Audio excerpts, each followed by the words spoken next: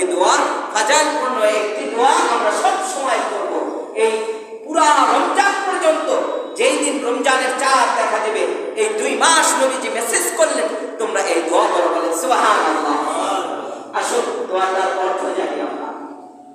নবীজি বললেন, আল্লাহুম্মা বারিক লানা ফি রজব ওয়া শাবান ওয়া বাল্লিগনা রমাদান।